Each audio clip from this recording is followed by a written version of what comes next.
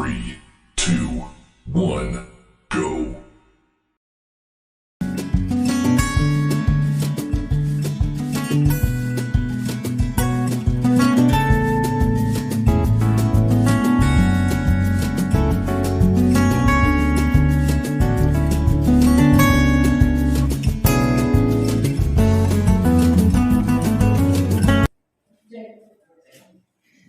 Bismillahirrahmanirrahim. Assalamualaikum warahmatullahi wabarakatuh. Waalaikumsalam warahmatullahi wabarakatuh. Kayaknya kurang semangat. Sepertinya sarapannya kurang. Saya ulangi sekali lagi. Assalamualaikum warahmatullahi wabarakatuh.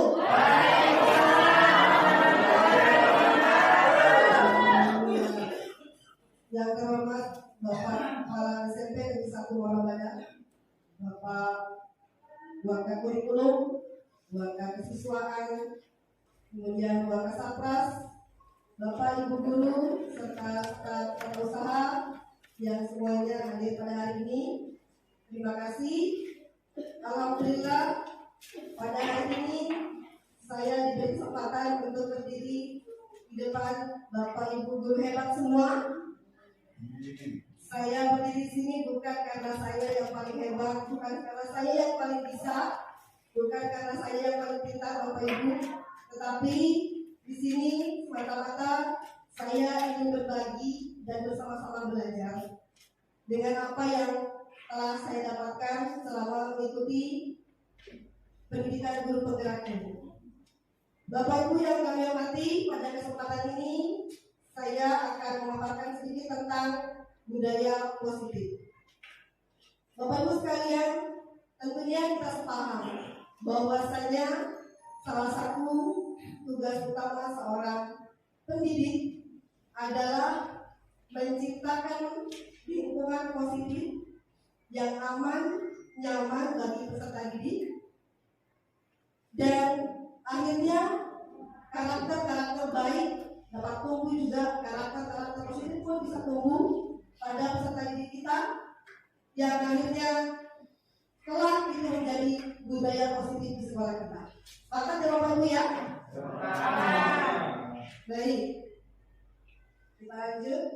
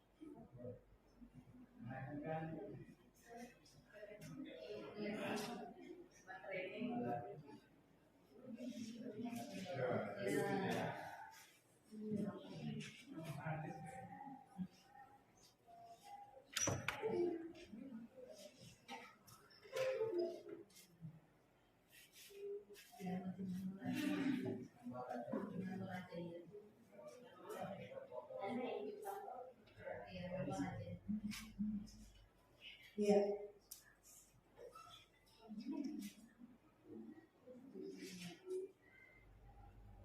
Nah, ini ya Bapak Ibu, sebagai pengantar pada diseminasi saat ini, bahwa salah satu tugas tanggung jawab pendidik adalah bagaimana menciptakan budaya positif dan dapat mendukung pertumbuhan karakter peserta didik, yang akhirnya karakter-karakter baik tersebut akan membentuk sebuah budaya positif. Insya Allah kita sepakati itu semua. Hal ini juga terkait dengan filosofi pendidikan Ki Hajar Dewantara. Bapak Ibu masih ingat siapa itu Ki Hajar Dewantara? Oh, kakeknya Pak Agus. Ya, kakek saya juga, kakek kita semua, kakek pendidikan ya Bapak Ibu ya. Beliau adalah tokoh pendidikan yang saat ini dari dulu sebenarnya filosofi pendidikan beliau telah menjadi dasar untuk perkembangan pendidikan di Indonesia. Salah satu filosofi pendidikan beliau adalah bahwasanya pendidikan itu adalah menuntun Bapak Ibu ya. Dan namanya menuntun berarti mengarahkan, membimbing dengan sepenuh hati, sesuai dengan karakter anak didik kita. Menuntun berarti bukan kemudian. Yang kedua, Bapak Ki Haja Dewantara mengumpamakan kita seorang pendidik itu ibarat seorang petani. Tahu petani Bapak Ibu ya? Iya. Bapak saya dulu petani.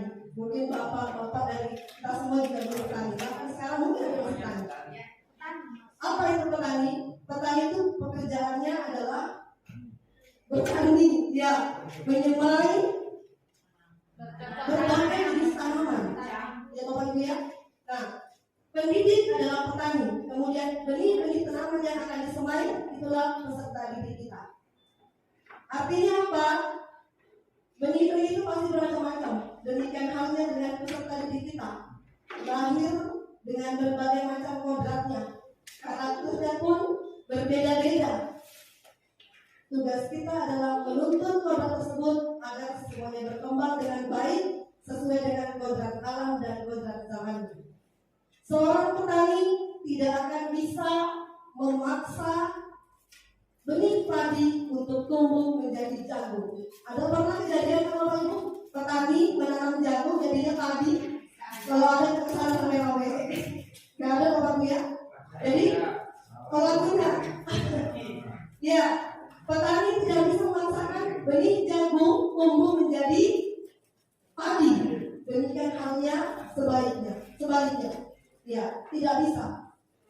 Artinya di sini petani hanya berkewajiban adalah mencari cara bagaimana tanaman padi yang ditanam agar tumbuh menjadi padi yang subur sampai akhirnya berbuah dan dinikmati oleh banyak orang.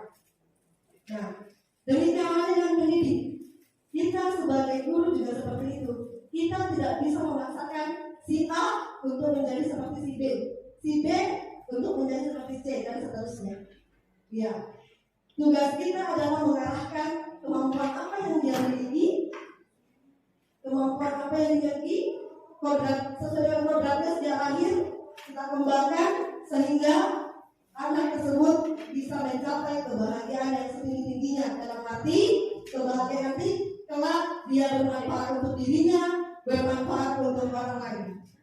Ya, baik, itu sudah pengantar Bapak Ibu. Kita lanjutkan. Nah, untuk mencapai hal tersebut sesuai dengan yang diharapkan oleh Ki Haja Dewantara yang menjadi tujuan pendidikan kita di Indonesia, maka perlu adanya yang namanya budaya positif. Apa itu budaya positif? Budaya positif adalah nilai-nilai atau keyakinan-keyakinan dan kebiasaan-kebiasaan di sekolah yang berpihak pada murid. Kata kuncinya adalah yang berpihak pada murid. Agar murid dapat berkembang menjadi pribadi yang kritis, penuh hormat dan bertanggung jawab. Jadi berpihak pada murid maksudnya adalah untuk kepentingan murid, maunya murid, bukan maunya kita. Ya. Berpihak kepada murid. Tujuan itu tadi adalah menjadi pribadi yang kritis, hormat dan bertanggung jawab. Artinya segala potensi dan kompetensinya bisa berkembang dengan baik. Tak hanya cerdas intelektual, tapi juga cerdas dalam bersikap, berkata dan berperilaku. Baik, Bapak Ibu sekalian, pada hari ini terkait dengan budaya positif ada beberapa konsep yang akan kita bahas. Yang pertama, perubahan paradigma belajar. Yang kedua, disiplin positif. Kemudian yang ketiga, motivasi perilaku manusia. Keempat, kebutuhan dasar manusia. Kemudian yang kelima, keyakinan kelas. Keenam, posisi kontrol restitusi. Dan yang terakhir, segitiga restitusi. Kita akan bahas ini kurang lebih 1 jam ke depan. Oh, kurang. Ya, hanya 1 jam Bapak Ibu. Saya mendapatkan ini selama kurang lebih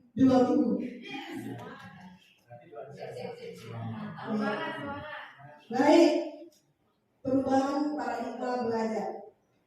Di sini kita akan membahas tentang pendapat dari Dr. William.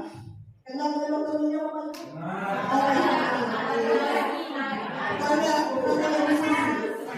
Beliau adalah seorang tokoh yang memprakarsai teori kontrol.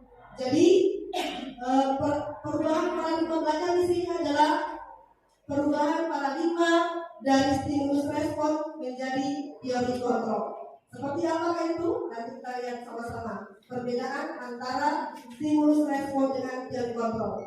Nah, Dr. William ini memberikan pandangan-pandangan untuk memperbaiki miskonsepsi, ya, beberapa konsep yang mungkin membudaya di antara kita semua. Jadi akan memperbaiki miskonsepsi tersebut melalui teori kontrol yang telah beliau buat.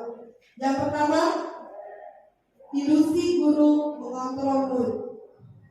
Yang kedua, ilusi bahwa semua penguatan positif, efektif, dan bermanfaat. Ilusi yang ketiga, bahwa kritik dan membuat orang merasa bersalah dapat menguatkan karakter. Dan yang keempat, ilusi bahwa orang dewasa memiliki hak untuk memaksa. Nah, bagaimana nanti dengan teori kontrol? Ini yang pertama, Bapak Ibu. Ilusi bahwa guru mengontrol murid. Nah, menurut William, pada dasarnya kita tidak dapat memaksa murid untuk berbuat sesuatu jika murid tersebut memilih untuk tidak melakukannya. Walaupun tampaknya guru sedang mengontrol perilaku murid, hal demikian terjadi karena murid sedang mengizinkan dirinya dikontrol. Saat itu bentuk kontrol guru menjadi kebutuhan dasar yang dipilih murid tersebut. Teori kontrol menyatakan bahwa semua perilaku memiliki tujuan, bahkan terhadap perilaku yang tidak disukai sekalipun. Kita lanjut yang kedua, ilusi yang kedua, ilusi bahwa semua penguatan positif, efektif, dan bermanfaat. Penguatan positif atau bujukan adalah bentuk-bentuk kontrol. Segala usaha untuk mempengaruhi murid agar mengulangi suatu perilaku tertentu adalah suatu usaha untuk mengontrol murid. Dalam jangka waktu tertentu, kemungkinan murid tersebut akan menyadarinya dan mencoba untuk menolak bujukan kita, atau bisa jadi murid tersebut tergantung pada pendapat sang guru atau berusaha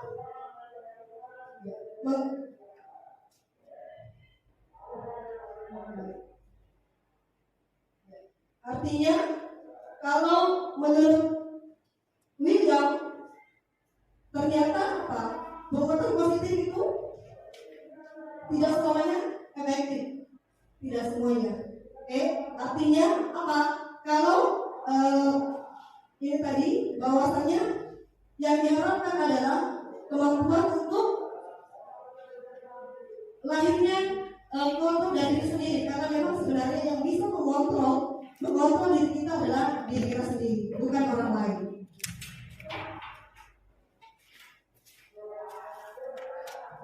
Selanjutnya Bapak Ibu, ilusi bahwa kritik dan membuat orang merasa bersalah dapat menguatkan karakter.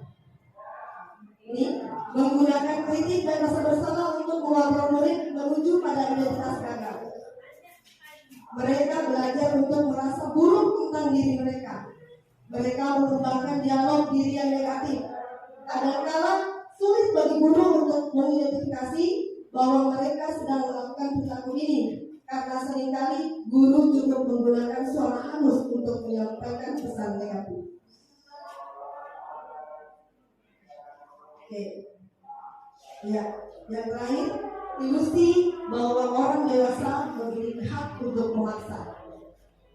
Banyak orang dewasa yang percaya bahwa mereka memiliki tanggung jawab untuk membuat murid-murid berbuat hal tertentu.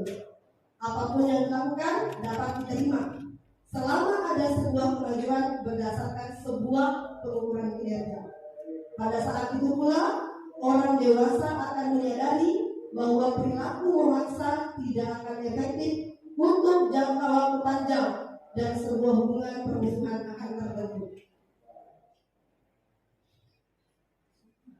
Oke, nah ini tadi yang saya katakan, kita akan berubah paradigma dari paradigma stimulus respon menjadi teori kontrol. Bagaimana pandangan stimulus respon? Yang pertama, bahwa realitas atau kebutuhan kita sama. Itu menurut stimulus respon. Kemudian teori kontrol, realitas atau kebutuhan kita berbeda-beda. Yang kedua, semua orang melihat hal yang sama. Kalau teori kontrol, semua orang memiliki gambaran yang berbeda. Lihat, berlawanan Bapak Ibu ya? Ya. Dan ketiga, kita mencoba mengubah orang agar berpandangan sama dengan kita. Tapi kalau teori kontrol, semua perilaku, maka kita berusaha memahami pandangan orang lain. Kita jangan memaksa orang harus berpandangan sama dengan kita, tetapi kita akan berusaha bahwa memahami bahwa setiap orang boleh punya pandangan yang berbeda. Ya. Oke, baik, lanjut. Stimulus respon mengatakan bahwa perilaku buruk dilihat sebagai suatu kesalahan. Sedangkan menurut teori kontrol, semua perilaku memiliki tujuan. Nanti kita bahas di selanjutnya. Ya, kemudian yang berikutnya, orang lain bisa mengontrol saya. Itu kalau stimulus respon. Tapi kalau teori kontrol, hanya Anda yang bisa mengontrol diri Anda. Berikutnya, saya bisa mengontrol orang lain. Teori kontrol, Anda tidak bisa mengontrol orang lain. Berikutnya, pemaksaan ada pada saat rujukan gagal. Jadi kalau stimulus respon, paksa itu boleh. Kalau sudah digombang-gombang, dibujuk-bujuk, ini sesuatu tidak mau, wajib paksa. Tapi menurut teori kontrol, kolaborasi dan konsensus menciptakan pilihan-pilihan baru. Ya. Oke. Nanti juga ini ada pembahasan lebih lanjut tentang ini. Kemudian yang terakhir, kalau stimulus respon, modal berpikirnya adalah menangkal. Tapi kalau teori kontrol, semuanya menang. Modal pikir, menang-menang. Win-win solution, ya istilah bahasa logisnya mungkin seperti itu. Bapak Ibu, kita lanjutkan kaitannya dengan budaya positif, juga kita akan bahas tentang disiplin positif. Nah, Bapak Ibu, ketika berbicara tentang disiplin, apa yang ada di pikiran Bapak Ibu? Apa yang terbesit dalam pikiran atau pandangan Bapak Ibu? Tepat waktu. Tepat waktu. Tepat waktu. Oh, tepat waktu. Ya. Ada lagi? Disiplin? Tidak. Oh, itu aja. Apakah disiplin juga terkait dengan peraturan? Ya. Peraturan. Ya, terkait juga dengan peraturan. Oke. Apa lagi? Oh, disiplin makan. Iya, berarti kalau disiplin makan berarti ada aturan juga Pak ya? Oke. Berarti menurut Bapak Ibu bahwa disiplin itu terkait dengan peraturan. Aturan dibuat untuk dilanggar. Ketika dilanggar, maka ada sanksi atau konsekuensi. Iya, atau ada bahkan hukuman Bapak Ibu ya? Iya. Kita lihat nanti seperti apa disiplin positif dari maksud di sini. Oh ya, hadiah. Nah, ini Bapak Ibu. Arti disiplin.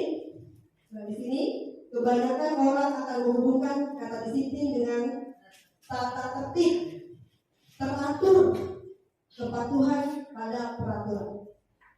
Kata disiplin juga sering dihubungkan dengan hukuman. Padahal itu sungguh sangat berbeda. Karena belajar tentang disiplin positif tidak harus dengan memberikan hukuman. Justru itu adalah salah satu alternatif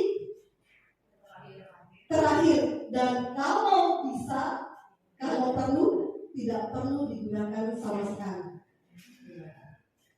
Dalam budaya kita, melakukan disiplin dimaknai menjadi sesuatu yang dilakukan seseorang pada orang lain untuk mendapatkan kepatuhan. Nah, ya betul, supaya patuh kan, aturan ini dibuat untuk supaya kita patuh. Oke. Misalnya di sini juga dikatakan kita cenderung menggunakan kata disiplin dengan ketidaknyamanan. Mungkin ini yang kita alami bersama Bapak Ibu ya ketika zaman corona. Begitu diterapkan wajib pakai masker, itu hal yang sangat sulit buat kita. Nah, nggak nyaman gitu kan? Artinya di situ bahwa terkadang disiplin itu membawa kenyamanan. Mari kita lihat yang selanjutnya. Nih, lagi-lagi Bapak dihajar Dewantara. Siapa tadi Bapak dihajar Dewantara, Bapak? Kakaknya Pak Agus. Ya, beliau adalah tokoh pendidikan. Apa yang beliau katakan? Di mana ada kemerdekaan, disitulah harus ada disiplin yang kuat. Di mana ada kemerdekaan, disitulah harus ada disiplin yang kuat. Disiplin apa yang dimaksud di sini? Yaitu disiplin diri yang memiliki motivasi internal. Artinya apa?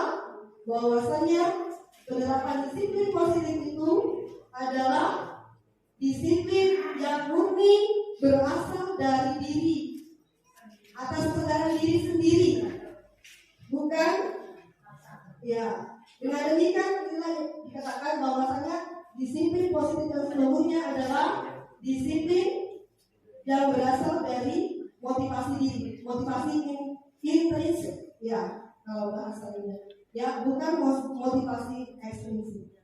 Oke, karena motivasi intrinsik itu sangat efektif. Jadi disiplin positif yang terjadi atas dasar motivasi intrinsik itu sangat efektif dibandingkan jika motivasi tersebut hanya motivasi ekstrinsik. Kenapa? Kalau berasal dari dalam, maka kita akan menyadari penuh dan kita akan bertanggung jawab dengan apa yang kita lakukan. Oke. Tetapi kalau di luar motivasi dari luar itu bukan dari diri kita sendiri, maka itu akan terasa berat. Sangat berat. Nah, seorang yang memiliki disiplin diri, maka dia akan bertanggung jawab terhadap apa yang dilakukannya atas kesadaran dirinya sendiri yang mendasarkan tindakan-tindakan pada nilai-nilai kebajikan universal. Nilai-nilai kebajikan universal ini adalah nilai-nilai kebaikan, nilai-nilai positif yang kita yakini bersama. Nanti kita juga akan bahas lebih lanjut lagi. Ya. Kita lanjut. Materi berikutnya adalah motivasi perilaku manusia. Motivasi itu apa sih Bapak Ibu? Dorongan. Oke. Baik. Ini ada sebuah pertanyaan. Oke. Sebagai seorang guru, Anda hadir mengajar di kelas tepat waktu. Ya. Motivasi apakah yang mendasari tindakan Anda tersebut? Silakan Bapak Ibu. Oke, silakan Pak. Motivasi pertama menjadi contoh. Motivasi yang kedua adalah tidak hanya bisa memberi perintah, tetapi bisa melaksanakan perintah. Dan yang ketiga, teladan dalam kehidupan untuk siswa dan untuk dirinya sendiri. Terima kasih. Luar biasa, kita berikan aplaus dulu untuk Bapak Sairul. Ya. Bismillahirrahmanirrahim. Assalamualaikum warahmatullahi wabarakatuh. Waalaikumsalam warahmatullahi wabarakatuh. Materi yang sangat menarik, luar biasa. Motivasinya untuk menggerakkan siswa itu tidak cukup dengan kata-kata. Jadi praktek dulu. Kamu harus disiplin nak ya. Buang sampah di tempatnya nak ya. Awali dulu dengan perilaku, memberi contoh. Jadi yang paling penting adalah teladan. Menjadi model untuk anak-anak, panutan. Jadi kalau misalnya mau menyampaikan sesuatu didengar, pembuktiannya ke kita dulu. Bagaimana kita dengan anak baru mengarahkan. Jadi anak dengan sendirinya akan termotivasi. Kenapa? Karena dia sudah melihat contoh atau teladan atau panutan. Cukup, terima kasih. Assalamualaikum warahmatullahi wabarakatuh. Luar biasa, kita beri aplaus dulu buat Ibu Rahmawati. Ya. Sama ya berdua. Sepertinya ini sama buat kita semuanya. Bahwasanya motivasi ini adalah dorongan yang kuat. Tadi Pak Sair maupun Bu Rahma mengatakan bahwasanya saya harus di sekolah tepat waktu untuk mengajar karena memang saya adalah harus menjadi contoh dan teladan bagi murid saya. Kata-kata bagaimana apa? Perilaku atau contoh konkret itu lebih bermakna daripada sekedar kata-kata. Begitu Bapak Ibu ya mungkin ya. Oke, iya. Oh, boleh sekali Bu. Silakan. Iya. Mohon maaf nih, ada tambahan kata-kata bijak dari penggerak literasi. Masya Allah. Yang sudah saya dengar bahwa dalam hal ini memberikan contoh sekali jauh lebih baik daripada memerintah 1000 kali. Masya Allah. Iya, keren banget ya. Bisa diulangi lagi Bu? Diulangi sekali lagi Bu? Memberikan contoh sekali jauh lebih baik daripada memerintah 1000 kali. Iya, luar biasa. Memberikan contoh satu kali jauh lebih baik daripada memerintah 1000 kali. 1:1000, tapi masih menang yang satu. Iya, kita pilih yang satu tadi ya. Oke, baik, terima kasih Bapak Ibu luar biasa. Motivasi perilaku manusia. Oke, jadi ada 3 motivasi perilaku manusia. Yang pertama, untuk menghindari ketidaknyamanan atau hukuman. Yang kedua, untuk mendapatkan penghargaan atau imbalan dari orang lain. Dan yang ketiga, untuk menjadi orang yang mereka inginkan dan menghargai diri sendiri dengan nilai-nilai yang mereka percaya. Oke, kita kembali ke pertanyaan tadi bahwa ketika kita datang ke sekolah, mengajar tepat waktu, masuk kelas tepat waktu, ketika motivasi kita adalah untuk menghindari ketidaknyamanan atau hukuman, misalnya saja apa kalau menghindari ketidaknyamanan supaya kita tidak ditegur kepala sekolah, ya Bapak Ibu ya. Nah itu berarti hanya sekedar untuk menghindari ketidaknyamanan. Dan enak kalau datang terlambat, Pak Sahar sudah duduk di depan. Nah itu. Oke, yang kedua, untuk mendapatkan imbalan atau penghargaan dari orang lain.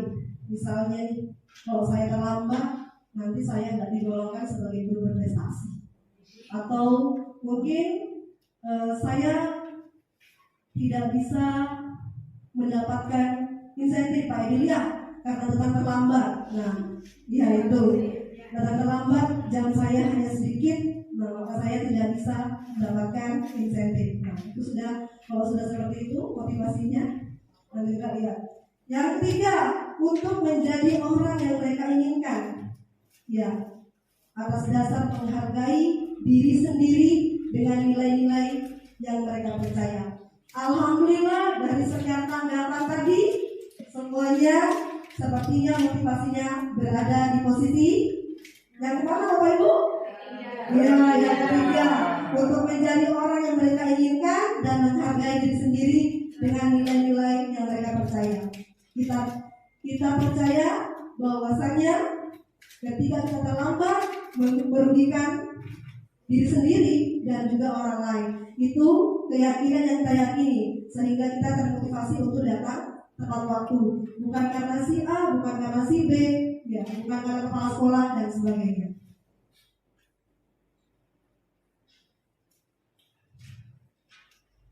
Nah, ini tadi kan sudah kita bahas, kalau datang tepat waktu karena ingin ditegur atasan atau karena takut mendapatkan surat peringatan, maka itu hanya untuk menghindari ketidaknyamanan atau menghindari hubungan. Ya, takut nanti tidak ditandai SKP-nya. Oke, yang kedua, kalau Anda ingin mendapatkan pujian dari atasan atau mungkin mendapatkan penghargaan, maka itu hanya di posisi motivasi mendapatkan imbalan atau penghargaan dari orang lain. Yang terakhir, nih, Anda ingin menjadi orang yang menghargai waktu. Jadi itu kita yakini, kita adalah termasuk orang yang menghargai waktu. Kemudian menghargai waktu, menghargai diri sendiri, dan kita menyadari bahwasanya kita adalah panutan dari seluruh peserta didik kita dan juga warga sekolah. Nah, ini adalah motivasi yang luar biasa. Berarti untuk yang pertama dan yang kedua ini masih motivasi eksternal, Bapak Ibu, yang tadi saya bahas ya, masih dorongan dari luar, disebut motivasi eksternal. Kemudian yang terakhir tadi itulah yang namanya motivasi intrinsik, internal, berasal dari dalam diri kita atas kesadaran diri kita sendiri.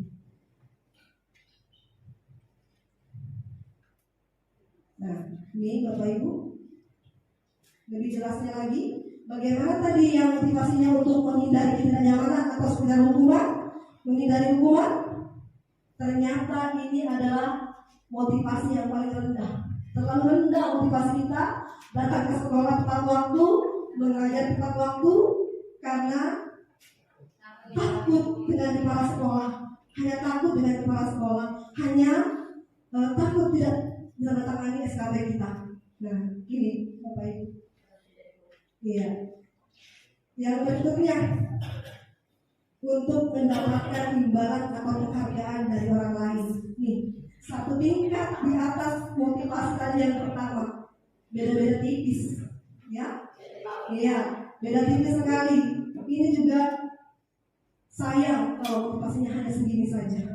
Kita pasti semuanya sepakat dan alhamdulillah tadi semuanya berpendapat sama bahwa kita sudah harus berada di motivasi yang ketiga ini, yaitu menjadi orang yang mereka inginkan dengan menghargai diri sendiri dan nilai-nilai yang dipercaya.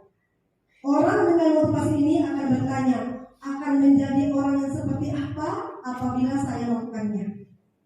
Mereka melakukan sesuatu karena nilai-nilai yang mereka yakini dan hargai, dan mereka melakukannya karena mereka ingin menjadi orang yang melakukan nilai-nilai mereka yakini tersebut. Ini adalah motivasi yang akan membuat seseorang memiliki disiplin positif dan karena motivasinya bersifat internal. Ini sama saja dengan peserta didik kita, ya kan? Yang akan kita lakukan bersama adalah bagaimana menumbuhkan disiplin positif atas dasar motivasi internal dari peserta didik kita sendiri. Ya, bukan karena takut dengan kita, tetapi benar-benar atas kesadaran mereka. Dan ini PR kita bersama.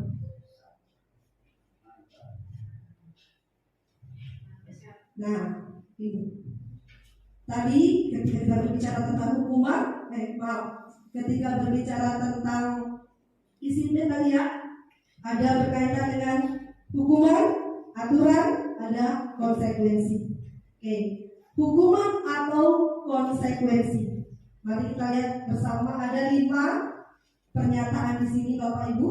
Mari kita lihat apakah ini termasuk hukuman atau konsekuensi. Yang pertama, kehilangan 10 menit jam istirahat untuk mengerjakan tugas karena terlambat datang dan tertinggal pelajaran selama 10 menit. Ini hukuman atau konsekuensi Bapak Ibu? Konsekuensi. Iya, sepakat semuanya ya, konsekuensi. Oke, baik, kita lanjut. Yang kedua, lari mengelilingi lapangan basket 2 kali karena terlambat hadir di sekolah. Gimana teman-teman sih? Hukuman ya? Oh, hukuman. Ya. Oke, hadiah Pak ya? Iya, saya nggak mau kalau hadiahnya begitu Pak.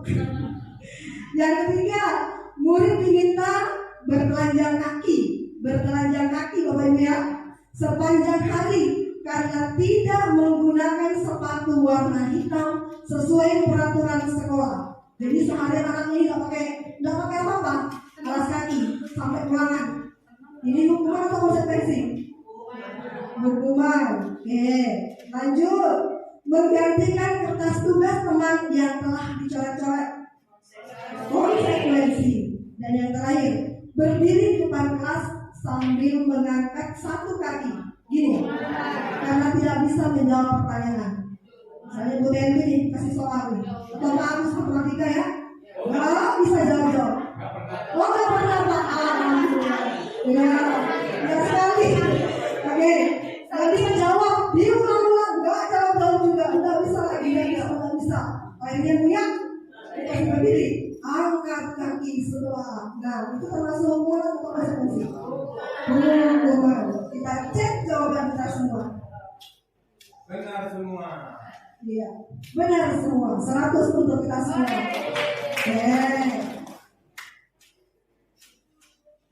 Lanjut. Nah, ternyata Bapak Ibu, hukuman dan konsekuensi itu masih ada di atasnya.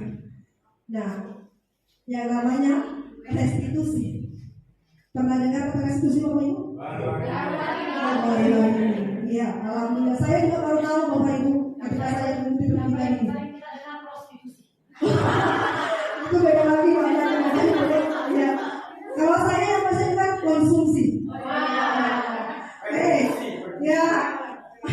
Jadi Bapak Ibu ya, selain di atasnya hukuman dan konsekuensi, ada yang namanya restitusi. Apakah itu restitusi?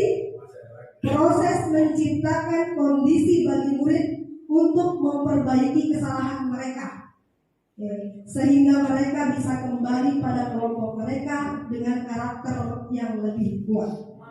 Artinya restitusi ini adalah proses mengembalikan identitas siswa yang tadinya mungkin dia merasa bersalah, tetapi bagaimana dia kembali bangkit karakternya dan bisa bergabung lagi dengan teman-teman yang lainnya tanpa ada tekanan apapun. Ya, yang berikutnya restitusi juga adalah proses kolaboratif yang mengajarkan murid untuk mencari solusi. Ya, untuk mencari solusi atas masalah dan membantu murid berpikir tentang orang seperti apa yang mereka inginkan dan bagaimana mereka harus memperlakukan orang lain.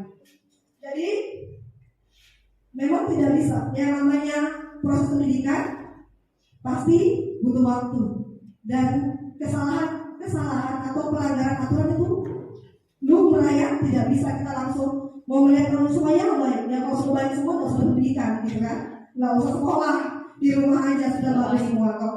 Ya, jadi pendidikan adalah proses pembentukan karakter. Dari sini restitusi ini adalah memberikan kita pandangan bahwa cara menghadapi anak-anak yang bermasalah agar kembali ke identitas normal kembali, ya. Jadi kembali ke dirinya yang sebenarnya, ya. Karena kan ya memang manusia pasti bersalah, pasti punya salah. Tetapi bagaimana kita bisa belajar dari kesalahan itu dan kembali bisa diterima dengan kualitas kita lagi. Ya. Oke, lanjut. Nah, kebutuhan dasar manusia. Mungkin bertanya-tanya, apa lagi kebutuhan dasar dibahas di sini gitu kan? Pelajaran ekonomi Bapak Ibu ya. Oke, ya, kebutuhan dasar manusia. Ternyata kebutuhan dasar manusia juga berpengaruh terhadap pembentukan budaya positif di sekolah. Oke, kita semua pasti punya kebutuhan Bapak Ibu ya. Iya, kebutuhan kita banyak sekali. Kita lihat kebutuhan apakah yang menjadi kebutuhan dasar manusia. Ada 5 kebutuhan dasar manusia. Kebutuhan ini penting untuk dipenuhi, karena ketika kebutuhan itu tidak terpenuhi, maka inilah yang akan memicu kita untuk berperilaku yang tidak sebenarnya, yang tidak, ya seperti itu. Jadi kenapa kita pelajari kebutuhan dasar manusia? Kita harus tahu, begitu juga dengan peserta didik kita. Kita harus tahu anak ini berperilaku seperti ini, ternyata dia sedang berusaha memenuhi kebutuhannya. Oke, makanya kita harus paham. Jadi mungkin nanti, oh iya ya ternyata si Abel ini dia seperti ini. Nah, itu perlu kita penuhi kebutuhan kita. Nih, ada kasus Bapak Ibu. Ibu Ambar, seorang guru sekaligus wali kelas 2A di SD Pelita Hati, sedang bingung menghadapi pula salah satu murid di kelasnya yang bernama Doni. Beberapa anak kelas 2A telah datang padanya dan mengeluhkan Doni yang seringkali meminta bekal makan siang mereka dengan paksa. Ini mungkin juga ada terjadi di antara murid kita, Bapak Ibu ya. Nah, jika Anda menghadapi situasi seperti itu, seperti yang ada di gambar, apa yang akan Bapak Ibu lakukan? Kira-kira apa alasan Doni melakukan hal tersebut? Mikrofonnya mana tadi Bapak Ibu? Oh iya. Silakan Bapak Ibu. Iya. Jadi ini sebenarnya kasus yang marak terjadi, istilahnya apa itu? Pemalakan. Bukan cuma sekedar makanan, tapi kadang-kadang mereka itu kan minta uang jajan dan sebagainya. Iya, betul. Mungkin alasan pertama itu yang memaksa ini si Doni ini, keadaan ekonominya memang sangat lemah. Oke. Ya, sehingga untuk uang saku mungkin tidak diberikan dan sarapan tidak ada. Akhirnya pada saat di sekolah itu merasa lapar dan pada akhirnya melakukan tindakan yang negatif. Oke. Untuk penyelesaiannya itu juga simpel, langsung diberikan ke pendidikan. Jadi di ruang BK nanti banyak makanan Pak ya? Iya.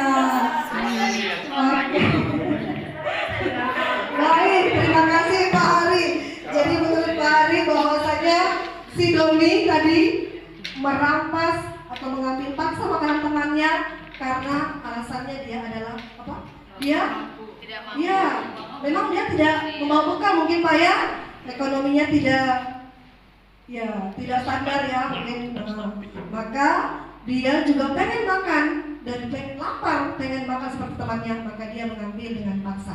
Ada lagi pendapat yang lain Bapak Ibu? Oke, Pak Sairul. Bu Andi dulu. Oh, Bu Andi dulu, silakan Bu. Assalamualaikum warahmatullahi wabarakatuh. Waalaikumsalam warahmatullahi wabarakatuh. Tadi sudah disampaikan oleh Pak Hari. Ya, yang pertama mungkin keadaan ekonomi memang kurang. Kemudian yang kedua mungkin memang karakternya anak itu seperti itu. Oke, bawaan lahir. Oke. Nah, kemudian kalau misalnya menemukan karakter anak seperti itu ya itu tadi.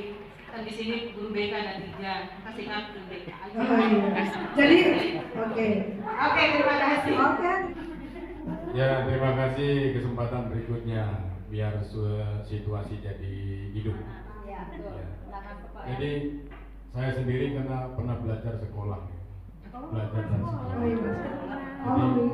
ada namanya teori problem solving and educational system.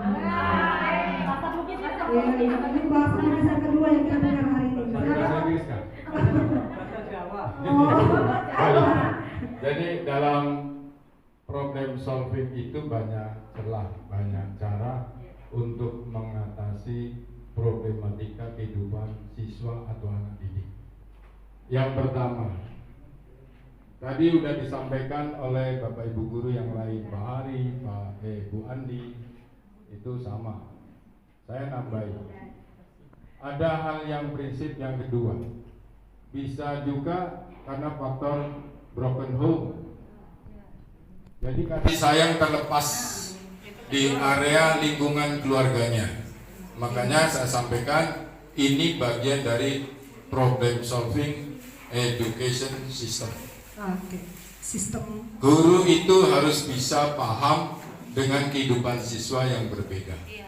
Kalau kasus tadi Doni, jangankan Doni, di sini juga banyak. Dono gitu Pak ya? Jadi dodol yang sering memaksakan yang bukan haknya. Ini tuntutan kewajiban Bapak Ibu guru juga untuk paham dengan situasi anak, terutama ketika memasuki istirahat yang kedua. Jadi penyampaian tadi bisa jadi bukan hanya faktor keadaan yang pertama, tapi faktor yang kedua, yaitu permasalahan keluarga dari orang tua itu. Jadi broken home bisa jadi faktor perceraian. Anak punya ibu 2, punya ayah 2. Saya pernah bilang sama yang bersangkutan, enak dong uang jajanmu double. Tapi jawabannya bukan itu. Jangankan uang jajan Pak, diperhatikan tidak. Wah, Masya Allah. Jadi kamu dapat uang dari mana? Saya ikut kerja. Jadi hal yang demikian bisa juga menjadi pembelajaran untuk kita. Apa alternatif untuk kita semuanya? Kita sebagai guru harus peka dengan keadaan anak yang punya permasalahan problematika. Bisa jadi memaksa dengan makanan itu karena yang bersangkutan ingin diperhatikan. Dan yang kedua, pembiasaan buruk itu kalau dibiasakan akan menjadi satu pembekalan yang tidak baik di masa dewasanya. Terima kasih. Assalamualaikum warahmatullahi wabarakatuh. Waalaikumsalam warahmatullahi wabarakatuh. Ya, luar biasa. Jadi Pak Serun memandang dari sisi yang lain bahwasanya anak itu ya karena broken home akhirnya dia perhatian dari kedua orang tuanya berkurang. Ya, jadi artinya kebutuhan yang dipenuhi adalah kebutuhan akan kasih sayang. Baik. Tadi yang pertama sudah ada dari Pak Hari bahwasanya bisa jadi kebutuhan yang dia ingin penuhi adalah ya kebutuhan dasarnya yang itu karena memang lapar. Ya, nanti kita lihat kebutuhan apakah itu. Kemudian dari Bu Andi itu mungkin karena memang karakternya dia senang melakukan begitu Bu ya. Dia suka pokoknya kalau temannya itu marah. Nah, terkait tadi dengan Bapak Ibu sampaikan semua itu semuanya benar ya. Ya, ketika tadi si Doni merampas mengambil makanan temannya karena alasan dia lapar dan tidak punya bekal, maka Doni telah berusaha memenuhi kebutuhan bertahan hidup. Ya, Bapak Ibu ya. Nah, kemudian tadi si Doni melakukan itu karena karena tadi dia tidak sengaja, dia sengaja supaya dipanggil sama guru BK misalnya, dia sengaja malah. Kenapa? Nanti guru BK akan memanggil orang tuanya. Nah, dia senang kenapa? Pada akhirnya orang tuanya akan tahu kelakuannya dan iya, orang tua juga menyadari bahwasanya anak saya ini kurang perhatian dari saya. Nah, itu bisa jadi seperti itu Bapak Ibu ya. Oke. Kemudian yang ketiga, jika alasan Doni itu merasa senang, dia merasa pengen menunjukkan teman-temannya bahwa saya itu jago, saya bisa maksa gitu kan. Nah, saya yang berkuasa di kelas ini. Maka si Doni sedang berusaha memenuhi kebutuhan kekuasaan. Dia pengen diakui oleh orang lain. Kemudian tadi nih kebebasan. Oke, ini misalnya Doni alasannya dia bosan dengan bekal yang dibawa orang tuanya, itu juga bisa menjadi pemicu. Oke, itu aja dia mari nasi goreng telur. Oke, dia memilih kesihan. Ada nugget, ada donat, ada mungkin martabak. Dia pengen seperti itu. Tapi orang tuanya tiap hari hanya berikan nasi goreng dan seterusnya gitu kan. Karena bisa jadi tadi faktor ekonomi memang hanya itu yang bisa gitu kan, ada nasi dan. Nah, tapi anak ini punya kebutuhan kebebasan, pengen juga memilih, ya punya pilihan-pilihan yang lain. Nah, dalam hal ini berarti si Doni telah berusaha memenuhi kebutuhan akan kebebasan. Begitu Bapak Ibu. Yang terakhir, nah ketika tadi si Doni itu memang apa ya, senang, suka aja, suka iseng. gitu kan? Dia iseng, ya, dia senang melihat kalau temannya itu marah, maka dia sebenarnya telah berusaha memenuhi kebutuhannya, yaitu kebutuhan akan kesenangan. Bapak Ibu gitu apa itu ya? Ya, bahaya ternyata jika kebutuhan kita tidak terpenuhi. Ya, lanjut. Ya, berikutnya keyakinan kelas. Ya. Bapak Ibu sekalian, kalau mungkin yang sering kita dengar adalah apa? Peraturan kelas gitu ya. Peraturan kelas tidak boleh membuang sampah sembarangan di kelas. Bagi yang yang membuang sampah didenda 5.000, dan seterusnya. Nah, ada istilah yang sekarang digunakan adalah keyakinan kelas. Seperti apa sih keyakinan kelas itu, Bapak Ibu? Ya, keyakinan kelas bersifat lebih abstrak daripada peraturan, ya, yang lebih rinci dan konkret.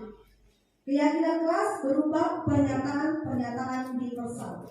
Jadi keyakinan kelas itu berupa pernyataan universal. Dengan tadi mengacu kepada nilai-nilai kebajikan yang kita yakini. Kemudian pernyataan keyakinan kelas senantiasa dibuat dalam bentuk positif. Jadi maksudnya begini, dilarang membuang sampah sembarangan, itu karena negatif Bapak Ibu ya. Lebih baik kita menggunakan dengan buang ya. Mari kita menjaga kebersihan dengan membuang sampah pada tempatnya. Mudah-mudahan dengan kalimat positif anak-anak kita tumbuh dengan pikiran-pikiran positif, akhirnya juga tumbuh dengan karakter-karakter yang positif seperti itu. Nah, kalau dibandingkan dengan jangan membuang sampah sembarangan, yang tertanam di hati terakhir sembarangan itu terus saja ditanam dalam pikirannya. Ya, Bapak ya, seperti itu arahnya ke sana. Kemudian keyakinan kelas hendaknya tidak terlalu banyak sehingga mudah diingat dan dipahami oleh semua warga kelas. Gak usah banyak-banyak sampai 10, 12, 20 Bapak Ibu ya. Biar cuma 2 atau 3, tetapi itu disepakati bersama dan dijalankan bersama. Apakah kalau sudah ada keyakinan kelas nanti tidak ada yang dilanggar? Belum tentu. Nah, justru kita membuat keyakinan kelas, akhirnya nanti ketika siswa melanggar, maka kita akan mengembalikan keyakinan-keyakinan tersebut. Ya, karena dari mereka sendiri yang membuat, gitu kan? Yang berikutnya, keyakinan kelas sebaiknya sesuatu yang dapat diterapkan di lingkungan tersebut. Ya kan? Artinya memang layak untuk kelas itu. Ya, bukan jangan memaksakan diri untuk mengambil di luar yang tidak ada hubungannya dengan kelas. Kemudian semua warga kelas hendaknya ikut berkontribusi dalam pembuatan keyakinan kelas lewat kegiatan curah pendapat. Jadi memang ada prosesnya Bapak Ibu ya. Kalau aturan kan ya, aturan dari kita sekolah gitu ya, kita yang membuat, kita sampaikan seperti ini aturannya begini. Kalau keyakinan kelas ini kita berkolaborasi dengan siswa kita. Ya, jadi dari kita bersama untuk kita bersama juga. Oke. Yang kemudian yang terakhir, bersedia meninjau kembali keyakinan kelas dari waktu ke waktu. Artinya bisa diperbaiki kembali terus dicoba. Oke. Nanti kita mudah-mudahan setelah ini kita masing-masing di kelas juga sudah punya keyakinan kelas. Ya, mudah-mudahan budaya positif bisa lebih tercipta di sekolah kita. Ya. Kalau tadi sudah ada singgung sedikit ya, walaupun belum terlalu fokus ke situ. Ya, sebagai guru kita ini terkadang berada di 5 posisi kontrol ini. Kita nanti lihat Bapak Ibu ya, di posisi manakah saya saat ini? Ada posisi penghukum, ada pembuat merasa bersalah, ada tadi posisi teman. Tadi Bu Bapak sudah menyinggung itu ya, kita harus membangun kedekatan emosional dengan siswa kita. Kemudian ada posisi pemantau dan ada posisi tertinggi yaitu posisi manajer.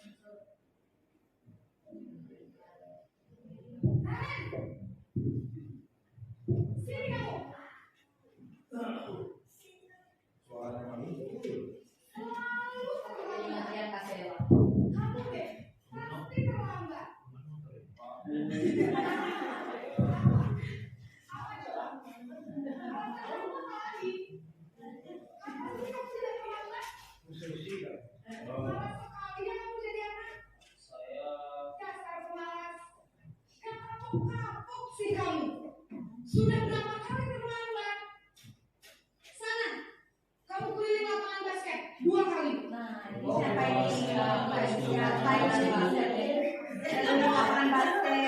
Ibu berani-beraninya jawab. Sudah terlambat, masih berani jawab enggak? Sekarang keliling lapangan basket 5 kali sekalian. Cepat. Pergi sana lapangan basket.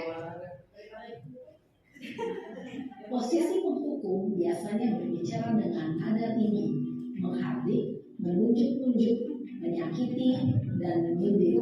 Hukuman bisa berupa fisik maupun psikis. Ibu dan bapak guru hebat, dampak yang terjadi pada murid ketika guru berada pada posisi penghukum adalah murid cenderung akan memberontak, bahkan menyimpan dendam.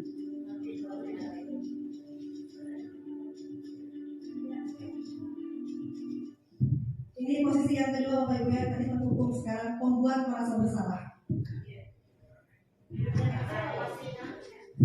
Gampang narik Bapak Ibu ya. Naren.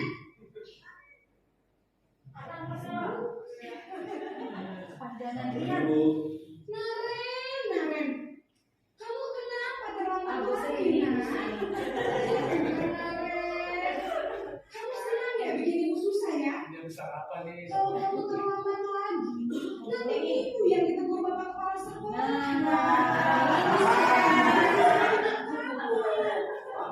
Gimana ini? Maaf Bu. Gusti Naren. Kepala sekolah. Terus sekarang ibu harus tulis apa ini buat absen? Ini kamu sudah sering terlambat loh. Ini apa coba? Maaf Bu. Maaf sekali. Ya sudah, lain kali jangan bikin ibu susah lagi ya nak ya. Ini lembut ya saya Bapak Ibu ya. Saya begitu Pak. Saya cepat kelas. Maaf ya Bu. Maaf sekali. Oke, kita lihat lagi posisi yang ketiga. Berbicara dengan nada tenang, cenderung lembut, namun kata-kata yang diutarakan membuat murid merasa menyesal. Iya, lembut saya menyampaikannya Bapak Ibu ya. Tapi nyakitin sampai dalam. Ketika guru mengambil posisi pembuat rasa bersalah, murid akan menganggap dirinya yang bersalah dan ia akan menyimpan emosi negatif tersebut di dalam dirinya. Nah, nih tadi ibu lupa posisi teman.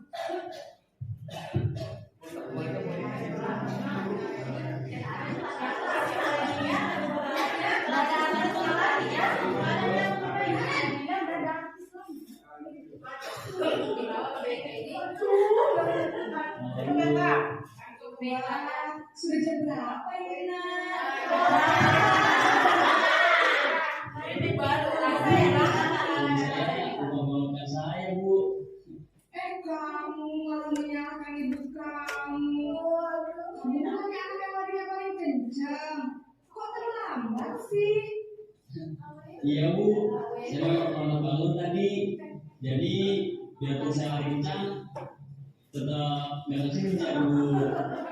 Ya sudah sana, nanti lain kali larinya lebih kencang lagi ya, biar gak terlambat lagi. Bikin seneng ibu, demi ibu, bisa kan? Bisa Bu. Ibu beresin urusan absen kamu. Kamu ini ada-ada saja.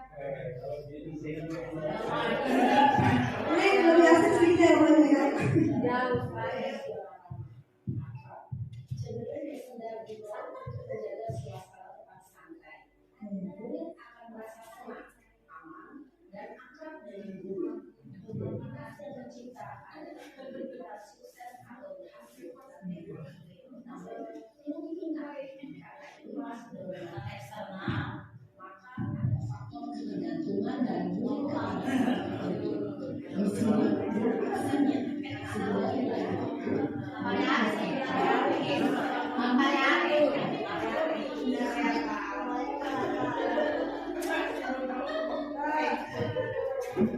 Perhatikan di atasnya teman.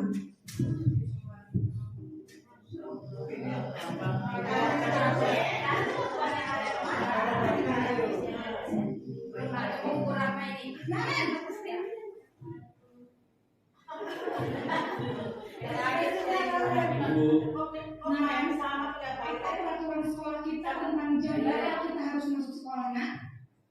Kita harus di sekolah jam 7, Bu. Iya betul. Sekarang sudah jam 7.20. Kalian sudah tahu konsekuensinya jika terlambat hadir. Paham, Bu? Saya harus tinggal kelas pas jam istirahat selama 20 menit. Iya benar, konsekuensinya demikian. Jadi nanti jam 9.30 pas istirahat, kamu harus tinggal di kelas, kerjakan tugas tambahan untuk ketertinggalan kamu, ya? Baik, Bu. Posisi pemantau mengandalkan penghitungan atau data untuk mengontrol murid. Guru mengarahkan murid berdasarkan peraturan dan konsekuensi. Seorang pemantau menunjukkan bahasa tubuh dan ekspresi wajah yang datar dan cenderung formal.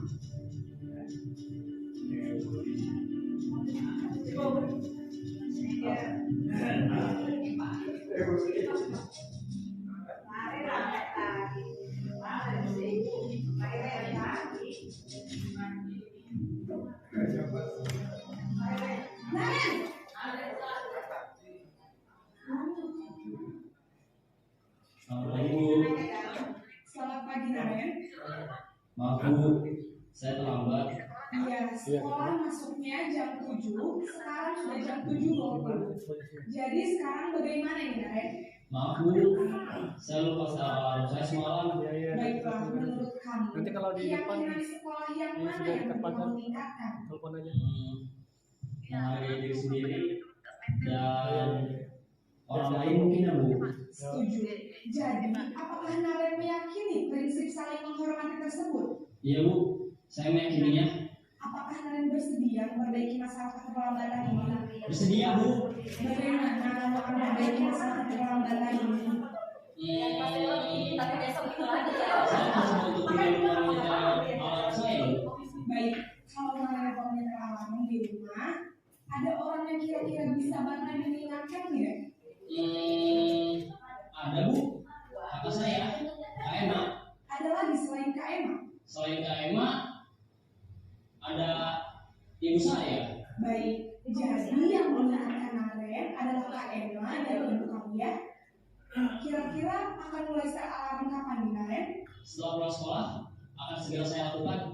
Baik, jadi Naren akan setel alarm untuk bangun besok pagi dan akan diingatkan oleh kakak dan ibunda Naren ya. Ada lagi yang mungkin perlu dilakukan Naren agar tidak terlambat bangun lagi? Tidak ada, Bu. Baik Naren, terima kasih untuk kerjasama kamu. Sekarang kamu perlu kembali ke kelas untuk belajar. Baik, Bu. Terima kasih. Posisi manajer adalah posisi kontrol yang disarankan untuk membimbing murid memiliki sikap disiplin yang positif, yaitu murid yang mandiri, bertanggung jawab, dan dapat memecahkan masalah. Tujuan dari posisi ini adalah agar murid dapat berefleksi atas tindakannya. Guru akan dengan tulus memberikan pertanyaan-pertanyaan bermakna, sehingga membuat murid dapat belajar dari kesalahannya dan mencari sebuah solusi untuk menyelesaikannya. Ibu dan Bapak Guru hebat, setelah mengamati adegan kelima posisi kontrol tadi, kira-kira posisi mana yang paling ideal? Posisi mana yang dapat menunjang motivasi intrinsik murid? Ya, tentu posisi manajer. Posisi ini memang posisi ideal dan ini dituju setiap murid. Pada posisi inilah, guru dapat menerapkan disiplin positif yang berpihak pada murid, yang memerdekakan murid. Perjalanan seorang guru tentunya tidak mudah untuk sampai pada posisi seorang manajer. Namun, tujuan kita pasti, yaitu menciptakan murid-murid yang mandiri, merdeka, dan bertanggung jawab. Semoga penggambaran 5 posisi kontrol yang telah diperlihatkan ini dapat menjadi ajang refleksi bagi kita semua, agar dapat terus mengasah dan menerapkan disiplin positif yang memerdekakan murid. Mari terus berlatih dan bersemangat. Selamat menerapkan. Salam dan bahagia, Ibu dan Bapak Guru hebat.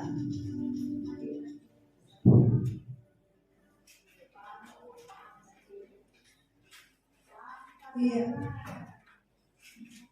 Tadi Bapak Ibu 5 posisi kontrol. Ya. Kira-kira Bapak Ibu sekarang berada di posisi yang mana? Alhamdulillah. Kalau saya Bapak Ibu hukum iya. Iya. Kemudian pembuat rasa bersalah juga iya. Bapak yang kenal, saya belum ada Pak yang kenal ya seperti apa ya. Kemudian jadi itu tadi yang diharapkan adalah posisi manajer sebenarnya ya dari pendidikan merdeka belajar ini. Artinya apa? Kita membantu murid untuk keluar dari masalahnya dengan cara mengarahkan murid untuk menemukan sendiri solusinya seperti apa ini saya. Nah, tentunya tadi harus didukung dengan tadi ada keyakinan kelas, bahkan keyakinan sekolah. Ya, jadi itu juga menjadi karena itu menjadi payung dasar buat kita untuk melakukan ini. Nah, sebagai teman juga sudah bagus, tetapi itu masih motivasi ekstrinsik. Sebagai pemantau, nah sampai akhirnya sebagai manajer. Ya mudah-mudahan kita semuanya bisa sampai di posisi itu Bapak Ibu ya. Nah kita flashback kembali. Posisi apakah saya? Ini tadi aku Bapak Ibu patuhi aturan saya atau awas. Ya kamu selalu saja salah. Terlambat lagi. Seperti apa ini? Ya, bisa apa? Iya, posisi berhukum. Oke. Yang ini apa itu? Ini tadi yang sudah mulai agak lupa. Iya. Ibu sangat kecewa sekali dengan kamu. Berapa kali Bapak harus memberitahu kamu ya? Gimana coba kalau orang tua kamu tahu kamu berbuat begini? Oke, apa Bapak Ibu ini posisi apa? Membuat merasa bersalah. Oke. Pintar-pintar Bapak Ibu. Dia pintar lah. Kalau kita nggak jadi guru Bapak Ibu ya. Oke, membuat merasa bersalah.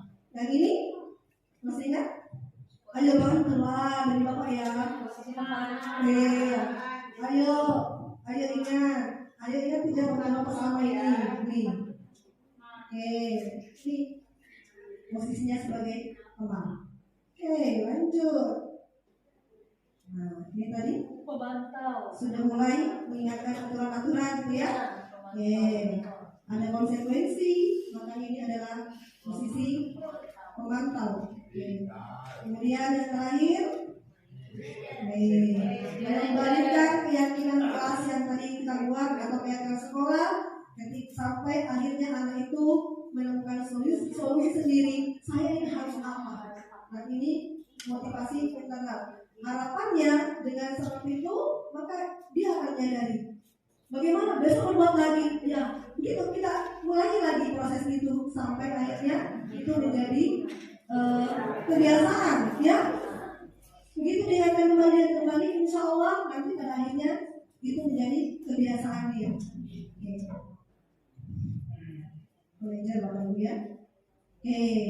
Nah, ini tadi restitusi Bapak Ibu ya, yang sudah kita bahas di awal, sudah singgung-singgung sedikit tentang restitusi. Oke, sebelum ke sini kita sampai dulu. Bapak Ibu, ketika saya bilang pagi, tepuk sekali. Saya bilang siang, tepuk 2 kali. Sore, tepuk 3 kali. Kalau saya bilang malam, nggak usah tepuk. Ya, karena kalau malam itu saya tidur malamnya, nggak usah tepuk, mengganggu. Oke. Pagi, siang, malam. Malam sudah tidur, ya.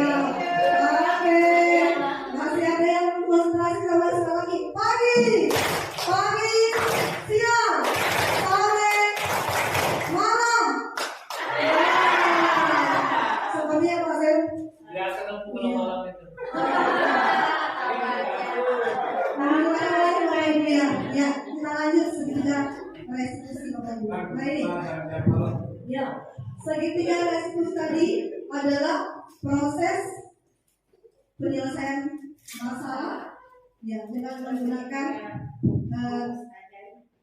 proses restitusi ini, yaitu tadi apa? Untuk mengembalikan identitas anak ya, dari identitas gagal menjadi bisa diterima kembali oleh komunitasnya, ya, Bapak Ibu ya. Nah, ada 3, namanya segitiga ya. Segitiga berarti ada 3 sudut di sini ya. Yang dipandang yang pertama, langkah-langkahnya menstabilkan identitas. Oke. Kemudian yang kedua, validasi tindakan yang salah, dan yang ketiga, menanyakan keyakinan. Oke. Bagaimana contohnya itu? Yang pertama, menstabilkan identitas. Ini Bapak Ibu contohnya. Oke, lebih jelas di sini. Nah, ini. Ketika anak melanggar aturan atau melanggar keyakinan kelas yang sudah disepakati, maka kita menempuh segitiga restitusi. Yang pertama tadi, menstabilkan identitas. Nih, untuk mengubah identitas anak dari orang yang gagal karena melakukan kesalahan menjadi orang yang sukses. Anak yang melanggar peraturan karena sedang mencari perhatian, jadi tadi kita sudah sepakat ya bahwa sebenarnya anak itu melanggar aturan karena dia sedang berusaha memenuhi kebutuhannya, ya Bapak Ibu ya. Nah, kalau kita ingin menjadi reflektif, maka kita harus meyakinkan si anak dengan cara mengatakan kalimat-kalimat ini contohnya. Berbuat salah itu tidak apa-apa. Tidak ada, karena memang tidak ada manusia yang sempurna. Ini kalimat-kalimat yang kita utarakan untuk mengembalikan identitas dia karena dirasa gagal karena sudah melakukan kesalahan, maka kita harus mengembalikannya supaya identitas gagal tadi kembali ke identitas sukses. Ya, saya juga pernah melakukan kesalahan seperti itu.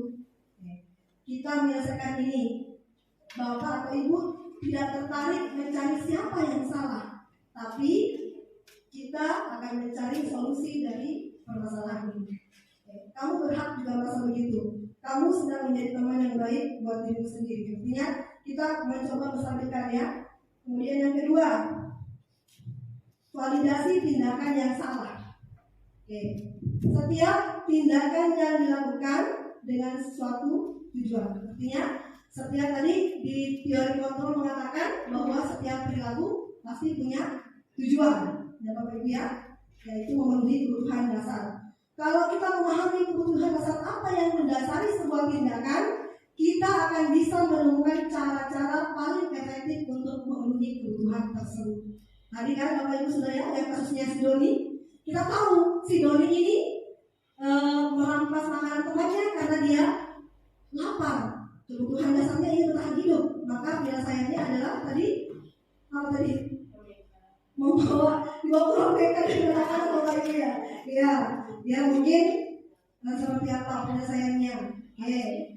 Kemudian yang kedua, yang berikutnya ini juga menurut dari kontrol tadi bahwa semua tindakan manusia baik atau buruk pasti memiliki maksud atau tujuan tertentu. Seorang guru yang memahami teori kontrol pasti akan mengubah pandangannya dari teori stimulus respons ke cara berpikir proaktif yang mengenali tujuan dari setiap tindakan. Tadi yang kita bahas ya. Tapi bila sikap kita mungkin tidak suka sikap seorang anak yang terus-menerus merengek, tapi bila sikap itu mendapat perhatian kita, maka itu telah memenuhi kebutuhan anak tersebut. Ya kan? Yang harus dari perhatian ya kan? Kalimat-kalimat di bawah ini mungkin terdengar asing buat guru, namun bila dikatakan dengan nada tanpa menghakimi akan memvalidasi kebutuhan mereka. Ini kalimat-kalimatnya Bapak Ibu. Tadi sudah kita menstabilkan identitasnya, kita validasi tindakan yang salah tadi. Padahal kamu bisa melakukan yang lebih buruk dari ini sebenarnya, tapi, ya kan? Kamu pasti punya alasan mengapa kamu melakukan itu. Jadi kita mengorek nih, menggali lebih dalam. Kenapa sih anak ini sampai begitu, gitu kan? Kemudian kamu patut bangga pada diri sendiri karena kamu telah melindungi sesuatu yang penting buatmu. Kamu boleh mempertahankan sikap itu, tapi kamu harus menambahkan sikap yang baru. Nah, tadi kita tidak langsung menyalahkan ya, tidak menjawab kamu begini, kamu salah. Nah, tapi kita pelan-pelan bagaimana mengatakan dia sampai dia bisa berpikir kamu ya ini memang hal salah, tapi tidak bisa kamu memang punya hak untuk mempertahankan sikapmu itu, tapi kamu harus juga punya sikap yang baru untuk memperbaikinya. Oke. Nih yang ketiga Bapak Ibu, langkah ketiga menanyakan keyakinan. Kembali lagi pada keyakinan. Jadi apa? Keyakinan kelas ini harus kayak Bapak Ibu ya, keyakinan kelas dan keyakinan sekolah. Nah, pertanyaan bawah ini menghubungkan keyakinan anak dengan keyakinan kelas atau keluarga. Oke, ini karena kita sudah punya keyakinan, tinggal menanyakan apa yang kita percaya. Oke, sebagai kelas di kelas kita. Kemudian apa nilai umum yang kita sepakati? Apa sih bayangan kamu tentang kelas ideal misalnya ini rusak ya dalam kelasnya, kemudian kita atasi, maka kita bisa menanyakan ke mereka apa sih bayangannya, sebenarnya dia bayangannya apa tentang kelas ini, nanti dia akan terpikir seperti apa. Oke, mau jadi orang yang seperti apa kira-kira kalau kamu melakukan ini banyakkan dari kelas ya, banyak penting untuk menanyakan ke anak kehidupan seperti apa nantinya yang mereka inginkan. Jadi kita ajak mereka untuk berpikir, bukan menghakimi. Apakah kamu ingin menjadi orang yang sukses, bertanggung jawab atau bisa dipercaya? Nah, pasti dia akan menjawab mau, gitu kan? Nanti baru akan ada kita arahkan dia sampai dia sendiri yang mengucapkan saya harus begini, dan saya harus begini. Ini salah satu segitiga diskusi yang juga sudah saya lakukan bersama salah seorang murid kita tadi ya. Kalau nggak salah tadi yang pintunya yang juara ya, pintunya murid yang juara satu Bapak Ibu ya.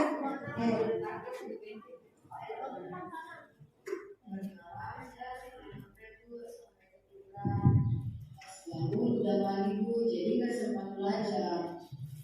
Saya tahu dulu nilai saya di bawah KKN, jadi saya mengajar dulu. Apakah kamu tahu kalau dalam masalah sekarang? Setiap manusia pasti pernah berbuat salah. Ibu juga pernah berbuat salah.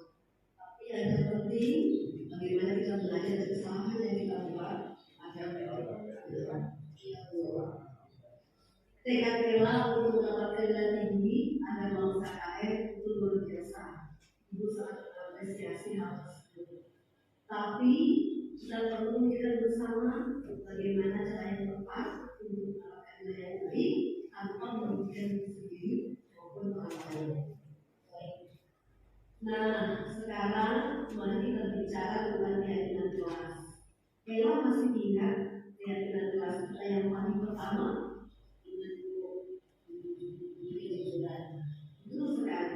Lalu bagaimana dengan tindakan Ella pada saat ujian? Apakah itu sesuai dengan kita? Tidak perlu. Saya minta maaf, saya janji tidak mengulangi semuanya. Baiklah, apakah kamu sambil mengulangi kesalahan tersebut? Setuju. Kalau begitu, apa yang akan kamu lakukan agar tidak terpancing untuk menyontek saat ujian? Saya harus belajar mengulangi pelajaran di rumah. Saya juga harus percaya dengan kemampuan saya, Bu, bukan mengharapkan kemampuan yang lain. Bagus, Ella. Lalu bagaimana caranya agar Ella punya waktu untuk belajar di malam hari? Saya berkomitmen untuk mengajar saya melakukan malam itu. Kemudian fokus untuk belajar. Setelah itu saya langsung mengambil. Kapan Ella akan melakukan siap ini? Jadi mulai malam ini Ella akan melihat HP malam. Fokus untuk belajar, setelah itu beristirahat, dan di pelajaran kedua nanti Ella sudah mulai mengerjakan ulangan dan lebih tanpa ulangan. Baik, terima kasih ya Bu.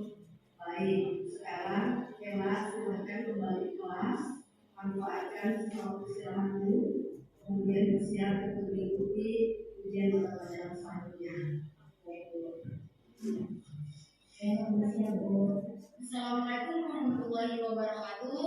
Saya Ella dari kelas 9D. Hari ini saya ketahuan nyontek ujian bahasa Inggris sehingga saya dipanggil ke kantor oleh Basna. Awalnya saya takut untuk dipanggil karena takut dimarahi dan dipermalukan.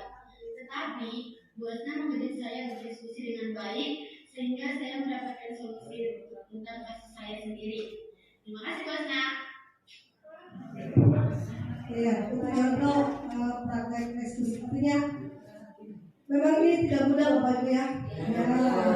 Kita sudah mungkin terbiasa dengan hukuman, konsekuensi, gitu kan? Oke, iya, sebuah hukuman. Sebenarnya kalau kita melaksanakan ini, memposisikan diri sebagai manajer, kemudian kita melaksanakan penyelesaian masalah dengan sedikit diskusi, kita akan bisa bukan hanya murid yang merasakan namanya merdeka belajar, kita pun juga sebagai guru akan merasakan merdeka mengajar. Itu Bapak Ibu ya, tidak ada tekanan apa-apa di sini. Oke, sama-sama kita ngobrol karena memang ini tadi kita kembalikan ke filosofi pendidikan Raja Dewantara bahwasanya pendidikan itu adalah menuntun dan tidak ada kebosanan di sini. Pendidikan harus terus berlanjut. Oke, hari ini belum lagi, ya kita ulangi lagi besok, kita perbaiki lagi, terus sampai akhirnya ini menjadi karakter yang menjadi kebiasaan dan kebiasaan tersebut itulah yang akan menjadi budaya positif di sekolah kita, Bapak Ibu ya. Ya, sepakat Bapak Ibu ya. Oke. Ya, nah, baik. Sebagai penghujung dari kegiatan kita hari ini, kita refleksi sedikit Bapak Ibu ya. Dari beberapa jam saya berkoar-koar ya Bapak Ibu ya.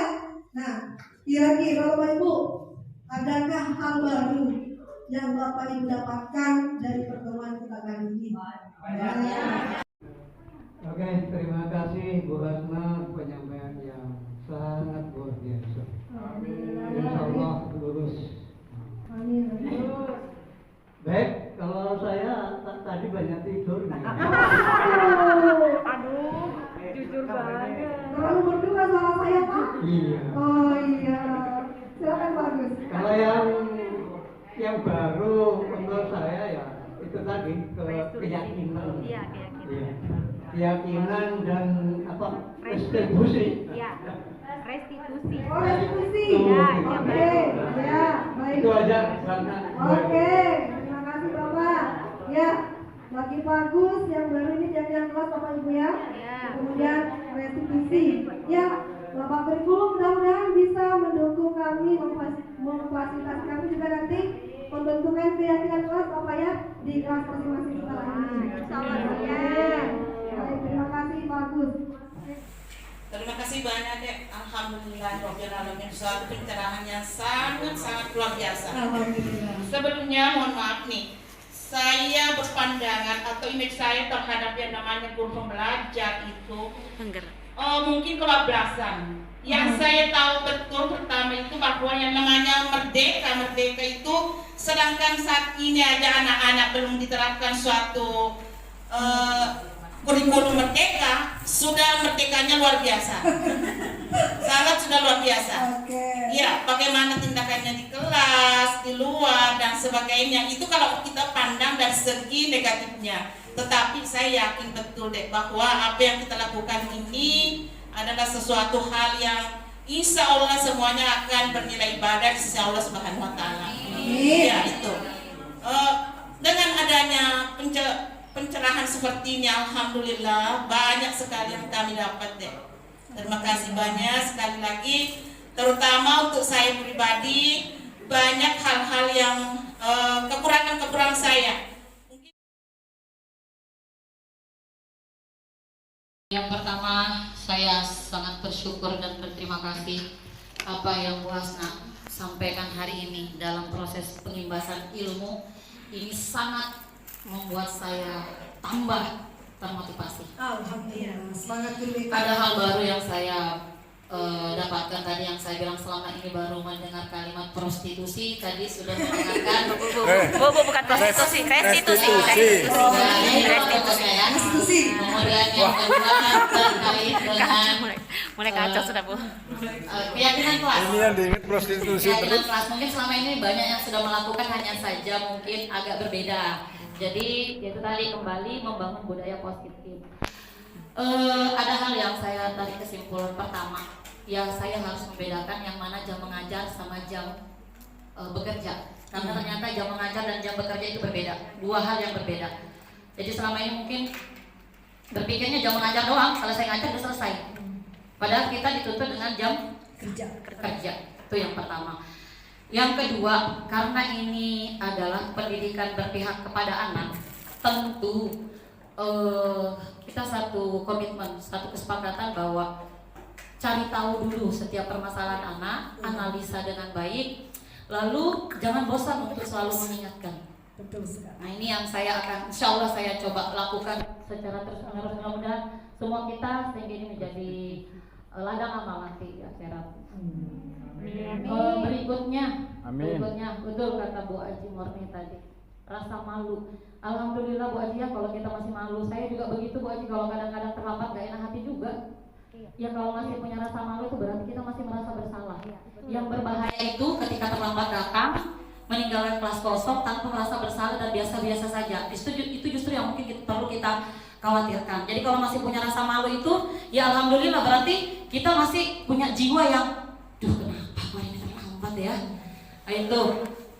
Kemudian betul lagi kata Bu Aji, untuk efektifnya literasi Gema itu memang ya yang dituntut itu adalah guru jam mengajar pertama. Jadi kalau 7.15 kita sudah mulai jam literasi Bu Aji ya, berarti kita 7.10 sudah di dalam kelas untuk bertanggung jawab pada program pagi, literasi pagi. Mungkin itu saya sangat bersemangat Bu Hasna. Terima kasih banyak pengimbasan ilmunya. Terima kasih Bapak Ibu guru yang sudah memberikan masukan. Saya merasa lebih fresh lagi ilmunya. Mudahan berkah dunia akhirat ilmunya Bu Hasna. Selamat menjadi guru penggerak, insyaallah lulus. Amin. Assalamualaikum warahmatullahi wabarakatuh. Waalaikumsalam warahmatullahi wabarakatuh. Silakan Pak. Tepuk tangan semuanya. Luar biasa Bu Hasna. Terima kasih sudah memberikan suatu pencerahan yang luar biasa. Kami tunggu nanti Hasna. Terima kasih Bapak Kepala. Jadi ya, dan insya Allah setelah ini kita akan sudah mulai berbenah untuk merubah paradigma kita dari beberapa tadi yang sudah saya sampaikan Bapak Ibu ya. Tujuannya sekali lagi seperti sama Bapak Kepala Sekolah, bukan bermaksud membuat menu menambah ya sampai tumpah-tumpah dari Bapak Ibu semua ya, hanya ingin berbagi. Kita berbagi bersama karena kita sama-sama ingin maju dan ingin maju bersama. Itu saja Bapak Ibu, demikian yang dapat saya sampaikan hari ini. Terima kasih atas segala perhatiannya. Mohon maaf atas segala kekurangan saya. Itulah saya, Asmawati. Seperti itu cara bicaranya, mungkin seperti itu cara bersikapnya. Insya Allah saya juga siap untuk memperbaiki diri, untuk terus belajar dan terus belajar untuk menjadi lebih baik. Oke, semoga budaya positif bisa tercipta lebih baik lagi dengan semua budaya-budaya yang sudah banyak, yang sudah sangat bagus di sekolah kita. Kita akan pertahankan itu dan kita akan berusaha lagi untuk menciptakan budaya-budaya positif lainnya. Demi kemajuan bersama. Terima kasih. Wassalamualaikum warahmatullahi wabarakatuh.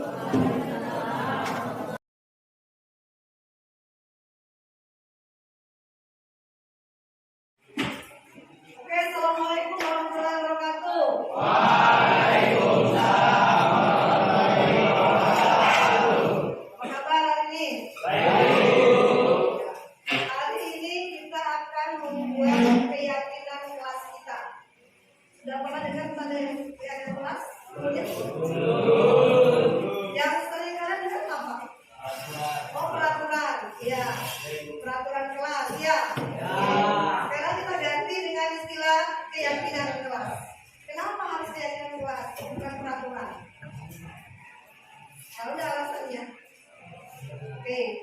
keyakinan kelas berarti apa?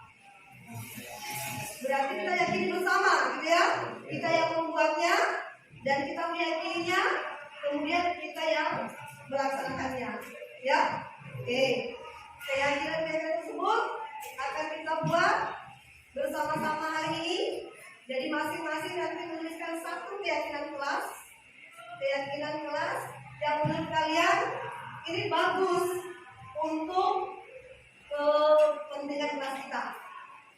Paham ya? Oke. Contohnya seperti ini. Keyakinan kelas misalnya saling menghargai satu sama lain. Apalagi menempatkan sesuatu pada tempatnya, ya. Menempatkan barang pada tempatnya. Misalnya nih, ada buku kan, supaya tempat rapi, maka kita harus membuat keyakinan kelas untuk apa? Menempatkan pada tempatnya, ya. Di situ apa? Yang dituju adalah nilai-nilai kebajikan. Nilai-nilai kebajikan itu apa kira-kira kalau menempatkan sesuatu tempatnya, menaruh barang pada tempatnya, apa sih nilai apa kira-kira? Tanggung jawab, disiplin. Iya, bila tanggung jawab bisa, bila disiplin tidak bisa. Ya, jadi fungsinya keyakinan kelas itu adalah apa? Untuk memfungsikan kita semua melaksanakan nilai-nilai kebajikan untuk kelas kita, ya, supaya semuanya tercapai baik dan baik, ya.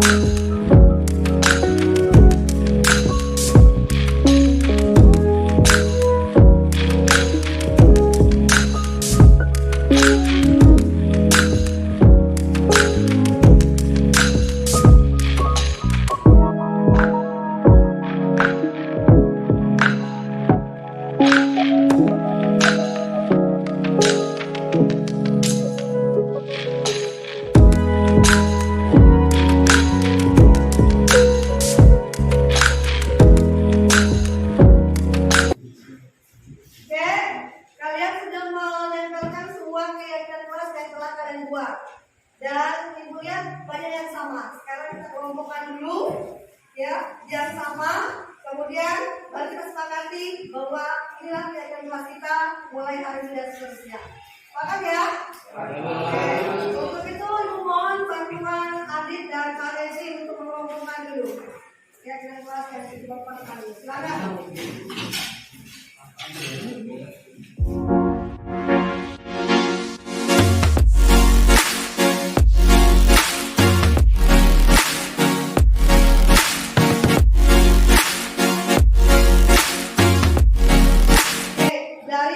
Banyak keyakinan kelas yang tadi kalian buat sudah kita kelompokkan ya. Nah, ternyata di layar sempit menjadi 5 keyakinan kelas. Nah, silakan Adit sama Nurandi bacakan 5 keyakinan kelas 9B yang kita sepakati. Keyakinan kelas 9B. 1. Bersama-sama menjaga kebersihan kelas. 2. Masuk kelas tepat waktu. 3. Meletakkan barang pada tempatnya. 4. Mengerjakan tugas tepat waktu. Dan yang kelima, saling menghormati, saling menghargai satu sama lain. Oke, baik, terima kasih. Bisa disepakati? Siap menjalankan? Siap. Terima kasih, tepuk tangan untuk kalian semua.